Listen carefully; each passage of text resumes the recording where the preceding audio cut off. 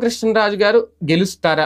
ఎందుకు అంటే ఉండి నియోజకవర్గం నుంచి ఆయన బరిలోకి దిగుతున్న నేపథ్యంలో తెలుగుదేశం పార్టీ తరపున అక్కడ ఆల్రెడీ సిట్టింగ్ ఎమ్మెల్యే ఎవరైతే ఉన్నారో మంతెన రామరాజు, ఆయనకి కాదని ఆయనకి ఇచ్చిన సీటును ఆయన పక్కన పెట్టి రఘురామకృష్ణరాజు గారికి సీట్ ఇచ్చారు. అయితే ఇప్పుడు అక్కడ ఆల్రెడీ ఆయన తేల్చి చెప్పేశారు మంతెన రామరాజు, ఖచ్చితంగా నేను పోటీలో ఉంటాను, బరిలోకి దిగుతానని చంద్రబాబు గారికి చెప్పేశారు. ఆల్రెడీ అక్కడ మరొక వ్యక్తి కలవపూడి శివ ఎవరైతే ఉన్నారో శివరామకృష్ణరాజు, ఆయన కూడా బరిలోకి దిగుతున్నారు, ఆయన ఇండిపెండెంట్గా వేస్తున్నారు. ఇప్పుడు మంతెన రామరాజు ఇండిపెండెంట్గా వేసి, కలవపూడి శివ ఇండిపెండెంట్గా వేసి, రఘురామకృష్ణరాజు అక్కడ బరిలోకి దిగితే ఆ కూటమి ఓట్లను, అక్కడ తెలుగుదేశం పార్టీ ఓట్లను ఎంతమంది షేర్ చేసుకోవాలి? కలవపూడి శివ ఆల్రెడీ గతంలో గెలుచున్నారు, ఎమ్మెల్యేగా పనిచేశారు. మంతెన రామరాజు ప్రస్తుతం సిట్టింగ్ ఎమ్మెల్యే. ఇప్పుడు వాళ్ళిద్దరే సగం సగం ఓట్లు చీల్చేసుకుంటే ఇక రఘురామకృష్ణరాజు గారికి ఏం ఓట్లు పెడతాయి?